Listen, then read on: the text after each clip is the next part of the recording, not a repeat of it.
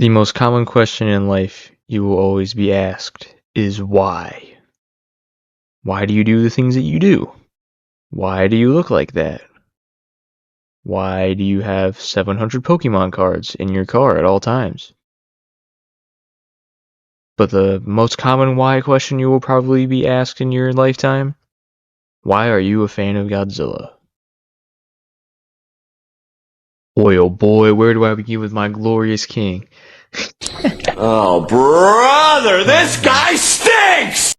My first introduction, I believe, was when I was about 4 years old. And to give you the quick rundown on that, there were a lot of DVDs carried on from my dad, which he had, and he would test them out in DVD players. And me being the little kid I am, seeing it on the TV, I'd be like, what is that? And that's essentially where I got my first exposure. I'm trying to remember back in the back of my mind what the first movie I saw was. But it'll come to me eventually. But at first, it was more of like a, what is that? What is this? What does this mean? Sort of thing. And then you see it, and it's all the stuff that appeals to kids, obviously, as a kid. And then as you grow older, you get into things that appeal to you as you grow older. And that's basically a summary of the deep dive I'm going to get into here into why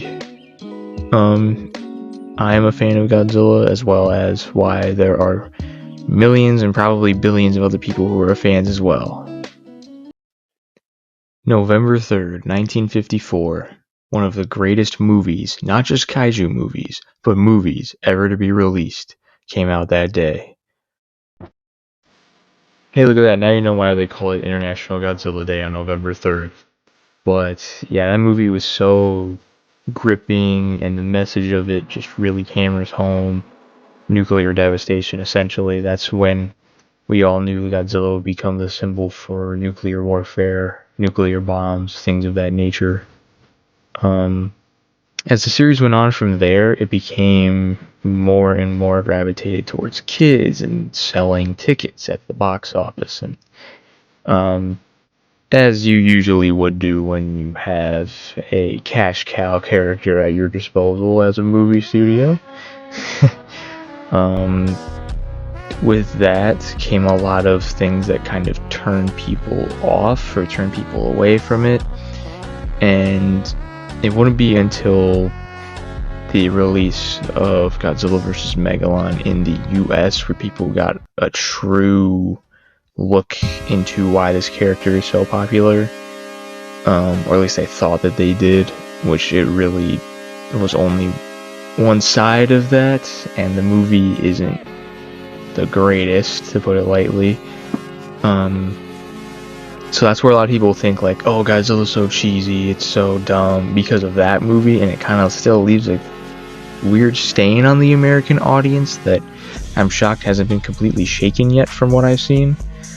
But overall, that's essentially how the Showa era, or the beginning of Godzilla's timeline, got underway.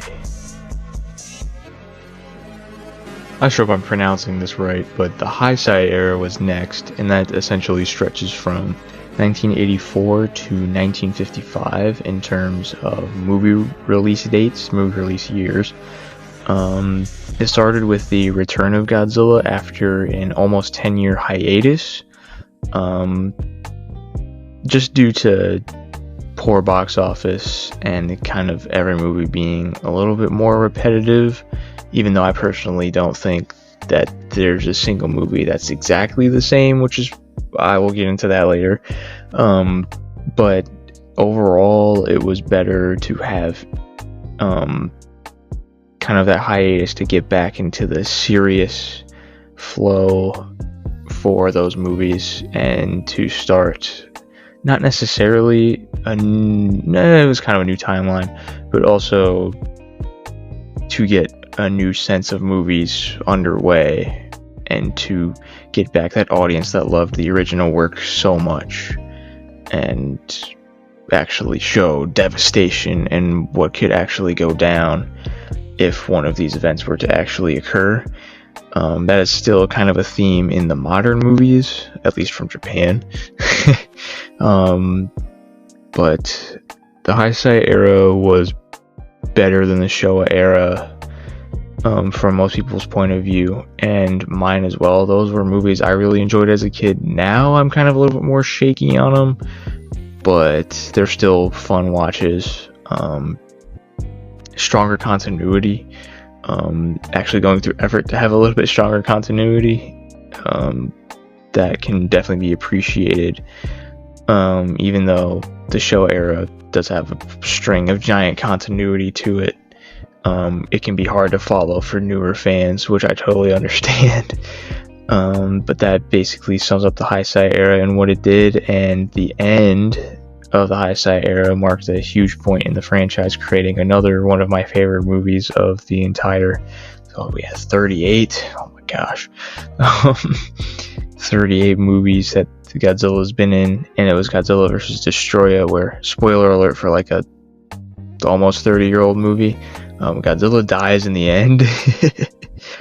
And that's not the only reason why it's one of my favorites, but it was just so shocking that it even made like national news, and it became this huge deal, and you just had to go see it because Godzilla never dies until that movie.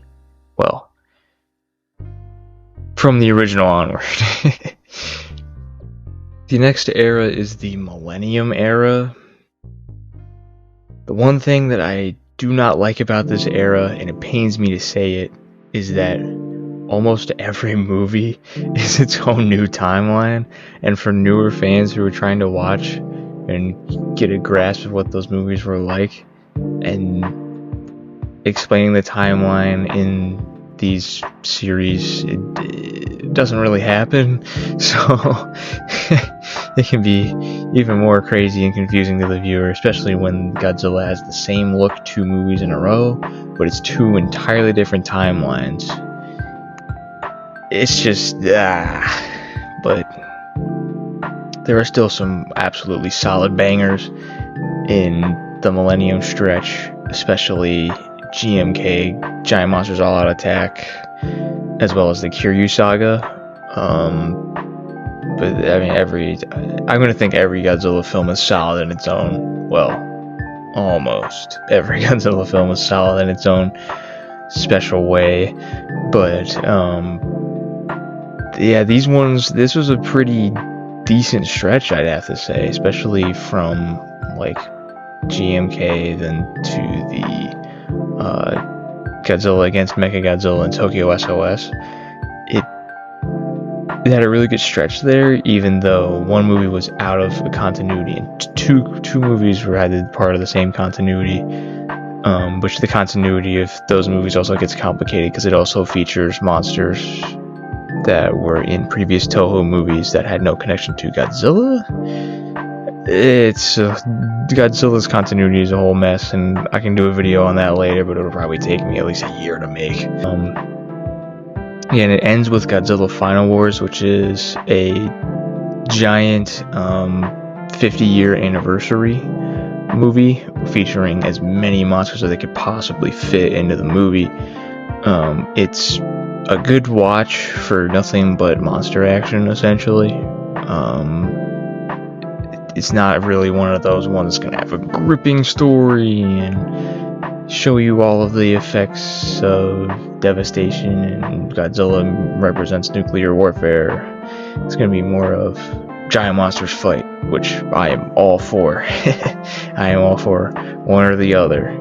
But yeah, that was the Millennium Era. It kind of sparked new creativity, and then after 2004's Godzilla Final War celebrating 50 years, there was another hiatus on Godzilla movies, and for that, I actually think could be designated into its own era, even though there were little to no official releases from Toho Studios regarding Godzilla for a long time, in terms of movies and TV shows. For this next era, I kind of describe it for myself as the dead zone. And what I mean by that is, after 2004's Godzilla Final Wars, which I was 1 year old when that came out, by the way, there were no other movies, and there would not be any other movies, at least officially released, until 2014's Godzilla, not to be confused with Godzilla or Godzilla. And that's really what kind of kicked off this whole new wave of kaiju flicks. But before that, there was nothing official-wise. When I became a little bit older and started to learn how to use computer, iPad, stuff like that, I was only able to watch clips from the older movies, which I've seen 1,000 times, and of course I've watched them thousands of times more. But I also watched a lot of fan films and the other content creators on the rise who did a good job of capturing what I was looking for. And I was like, why does nobody acknowledge this? These are all, there's a great movie franchise. Why does nobody acknowledge this? And then all of a sudden it's like, hey, there's like a few YouTubers that do, but they're not that popular. And then of course there was Cinemassacre's whole Monster Madness, which certain people will know what that is, I hope. But yeah, that's kind of the dead zone. There's just plenty of, for me, it was like fan films and people using their toys to represent kaiju fights. And that was basically it for me until we got the announcement of a new Godzilla movie being made by an American studio. And then it kind of all kicked off from there, which will be the Reiwa era. The current era, essentially. Started with, there are fans that get territorial about these between what counts as the Reiwa era in terms of should it be Japanese only movies, should it be American and Japanese movies, since they were released kind of a few years apart in between each other. But for me, right now, for the sake of this video, I'll just conclude them all. And it begins in 2014 and goes all the way until the most recent flick being Godzilla X Kong the New Empire. And then for the Japanese side, there was Shin Godzilla, and then Godzilla -1, which, of course, that was the Oscar-winning movie, which is a huge accomplishment for the franchise, and for movies as a whole, in terms of recognizing creators from all around the world. Amazing VFX, which is what got the award. I think it should have been Best Foreign Film, but that's neither here nor there.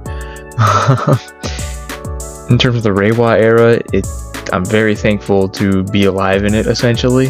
The other eras I was not around for, but this one I was, or am. And it's great to see how all these things kind of unfold, and what's the next movie going to be like? Where's the story going to go from here? Is this a sequel or is it a reboot? It's just a great time to be a fan of this stuff. So to give the answer to the question that is the title of this video, I am a fan because of the longevity of the franchise, as well as the vast variety in every movie that is made and released, as well as the TV shows too. But mainly I'm talking about the movies. It's kind of what I prefer more.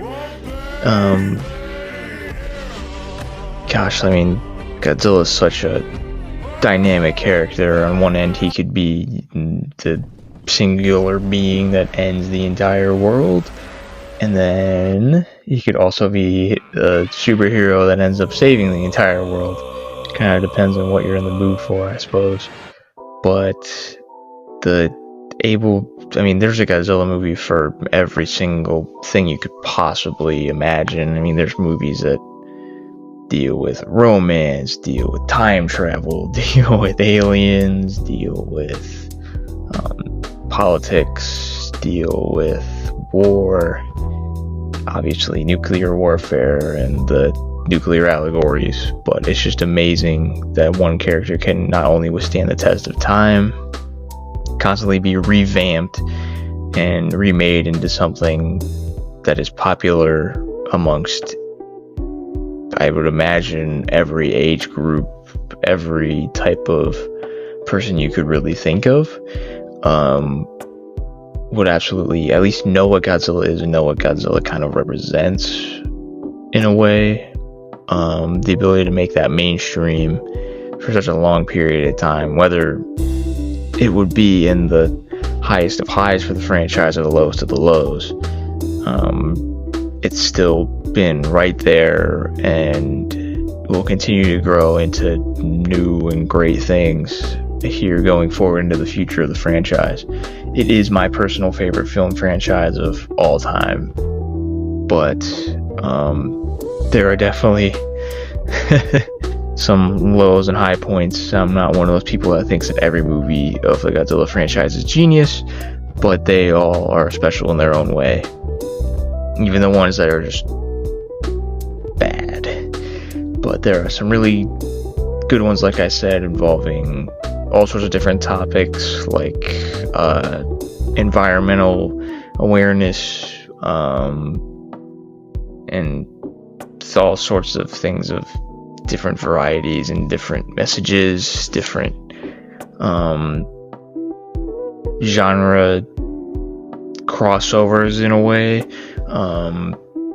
and it's just amazing to see it, and that's why essentially I'm a big fan of it, as well as kind of being attached to this character to see all different looks, all different stories, getting to care. I know you can't really see it right now because I have it all stored away, but there's a lot of merch that I own. There's a lot of toys and shirts, things of that nature.